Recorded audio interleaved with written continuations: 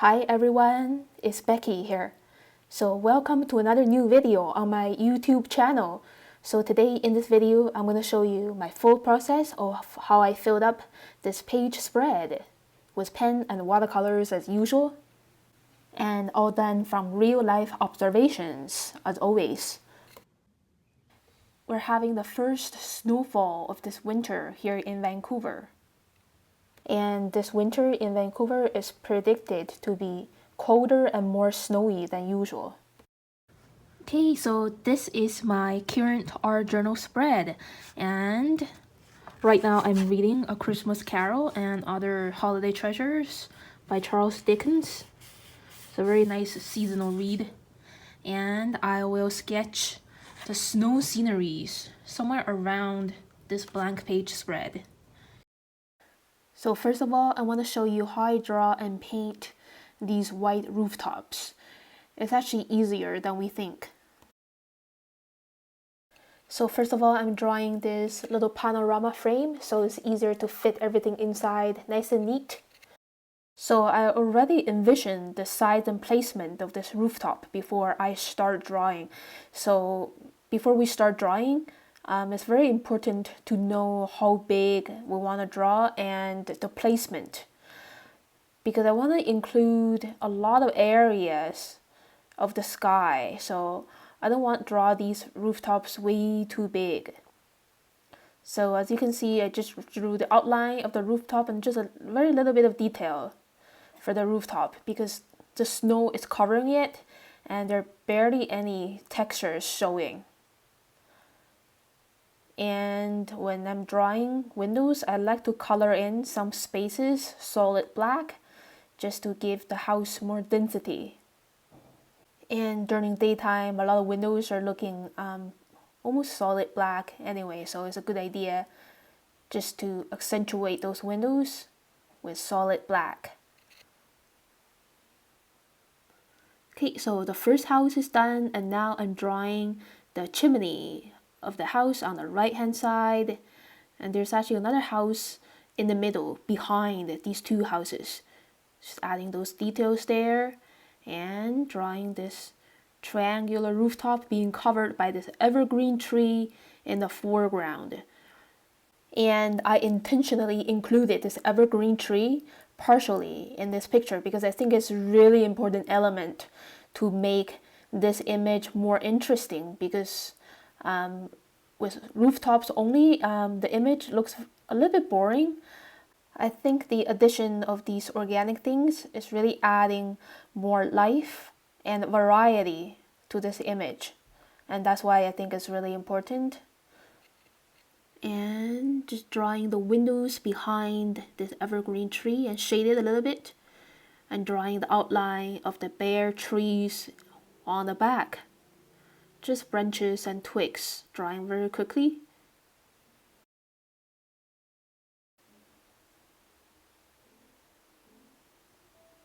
Okay, and that's pretty much it for the drawing. Now I'm ready to paint with watercolors. So because it's an overcast day and the sky is looking gray, but the sky doesn't look really gray because there's still a tiny bit of sunshine coming in behind the clouds, and so I'm adding a bit of lemon yellow on top of the sky and blending on a mix of ultramarine blue with a little bit purple for the bottom part of the sky. And now I'm just adding this yellow-green color for the houses here.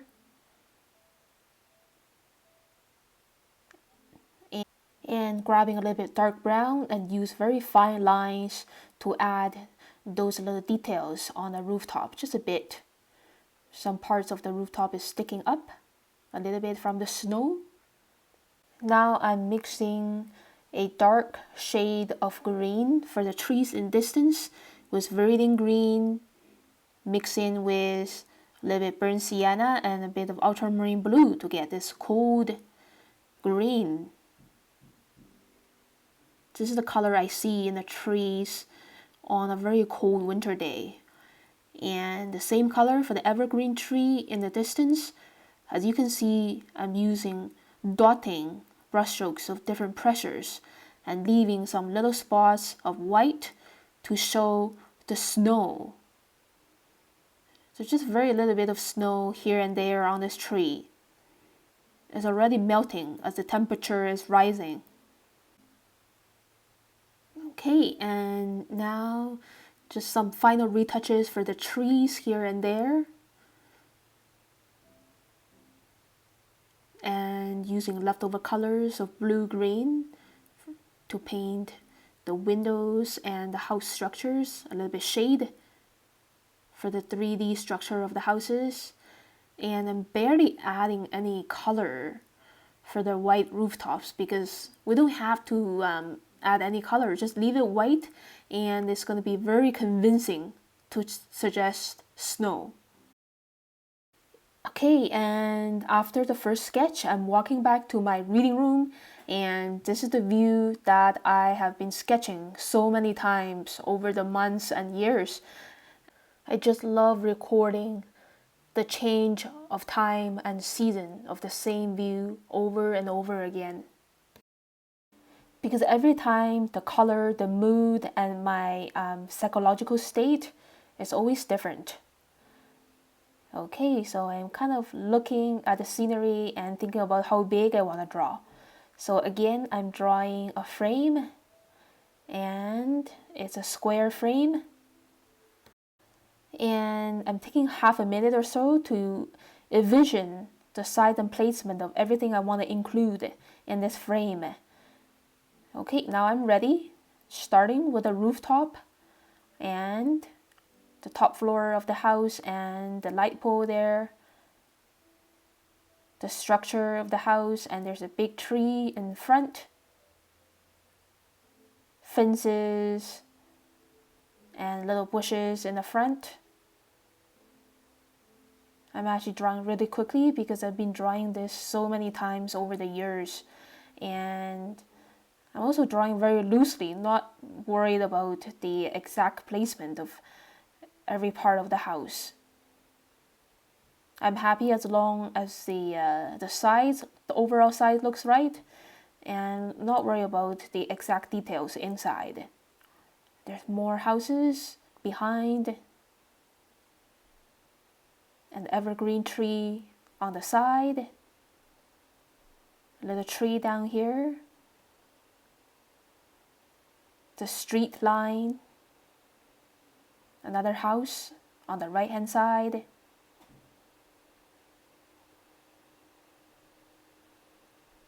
and this cherry tree sticking up. And again, adding an organic structure in the foreground is really making an image much more interesting. And drawing the electric lines very loosely. And now I'm ready to paint with watercolors again, just wetting the sky area with clear water. And the street too. Again, a kind of a yellow tone. And mixing ultramarine blue with cobalt blue. This is the color that I feel that I see in the sky right now. And the street is very reflective, so it's pretty much the same color as the sky, very similar. And adding some warm yellow for this house over here. Very nice contrasting color with the cold blue. And adding the green, reading green mixed with a little bit brown or burnt sienna for the trees and bushes. So because this is a very small area on my art journal page, and just punching the colors on. I think when painting with watercolors that it's really important to be brave. Just put the color on there and just let it be instead of over stirring. The paint is gonna look very natural this way without over stirring. And just adding a bit of darker tones here and there, and maybe another layer of green. And a little bit shade for the house. And that red stop sign is very important. It pops up and makes the scenery more interesting, even though it's just a tiny detail. And just add a very watery few brush strokes here and there. And I'm adding these bits of pink for this cherry tree because I can feel the cherry blossoms are getting ready inside the branches and twigs. Just final polish here and there, and that's it. Here is a look of the finished 2 sketches. There's still quite a lot of empty space there to fill. And my next sketch, I think I want to sketch part of this view outside the other window in my reading room. And for this scenery, I decided to do a tall panorama, including the sky, the street, and the lawn below. So again, I'm starting with this tip of the rooftop of my neighbor's house. And I think this is a really important foreground element to suggest depth and distance. Just drawing the window frames and the window details, the blinds.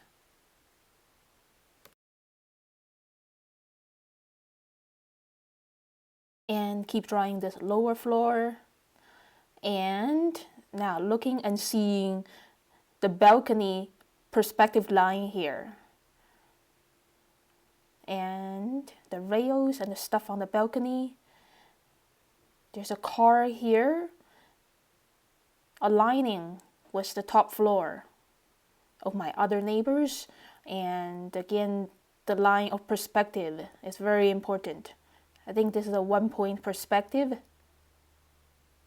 And these lines dividing the driveways and the lawns. There's a little cherry tree here with bare branches.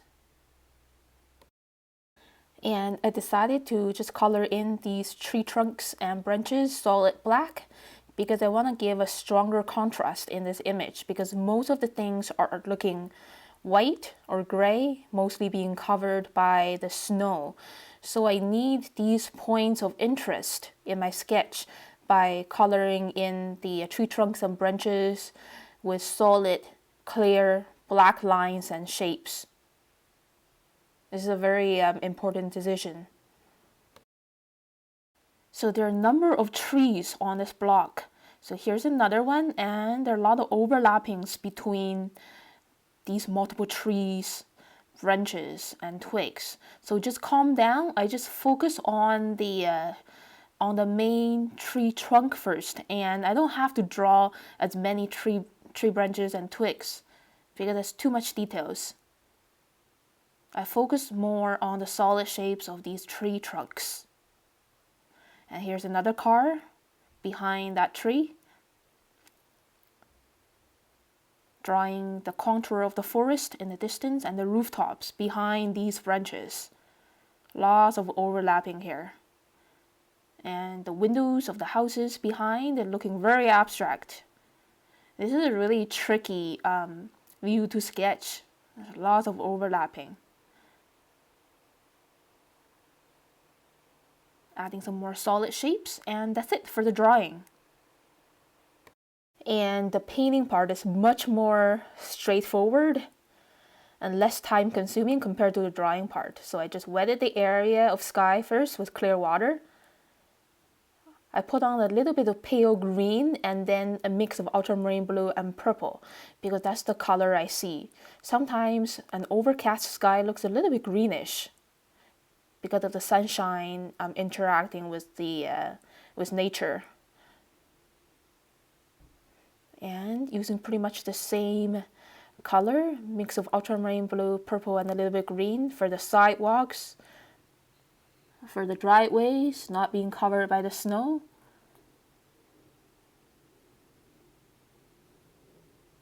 And mixing in a little bit viridian green with the blue and purple for the forest in the distance. So I'm trying to see these grayish colors in large chunks and also painting with my big Holbein water brush with a large tip. So just putting on large punches of colors instead of being super detailed. Paying attention to the areas of snow, and I'm adding these little dots to suggest the melting snow. Pretty important little details. And mixing in a little bit of red brown for the soil around the trees, and just quickly paint the houses behind. And this painting is pretty much monochromatic because I barely use any vibrant colors. I just use 3 colors: ultramarine blue and purple and viridian green. A little bit light green for the house. That's pretty much it. I only used 3 colors. And just adding some final polish here and there with darker tones for the forest in the distance. And that's it. I think I captured the essence and I just stop. And later in the afternoon, I'm having a cup of tea with some nut crackers. And I think I will sketch them right over here in this little space. So basically, the cup is the shape of a chubby cylinder. The top is an oval. And with a handle on the right hand side, and drawing the rim of the opening and the inside T line. And just drawing the contour of these crackers, and there's one underneath, the thickness line of the cracker, and the random pieces with nuts on there in different shapes. Some are very dark, so just color them in with solid black. Thickness line here for this one underneath, and drawing the nuts and the holes on there too. And I think that's it for the drawing. So ready to paint watercolors again. So just wetting the areas first with clear water and putting on this light mix of medium yellow mixed with yellow ochre for the tea and the crackers. Very watery. The first layer, I want to just keep it really light, so later on I can add a darker layer of yellow brown to create a nice transition of tones.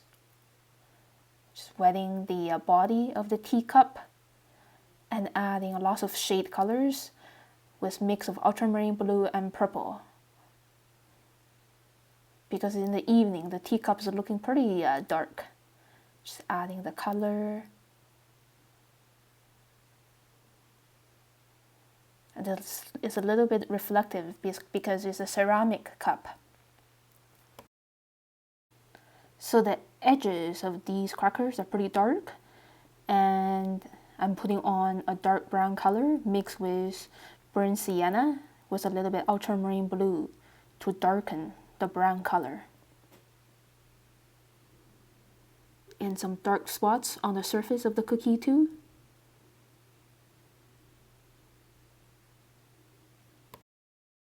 And putting on some dashes of magenta purple to suggest the dried cranberry pieces inside the cookies, just so it looks more vibrant.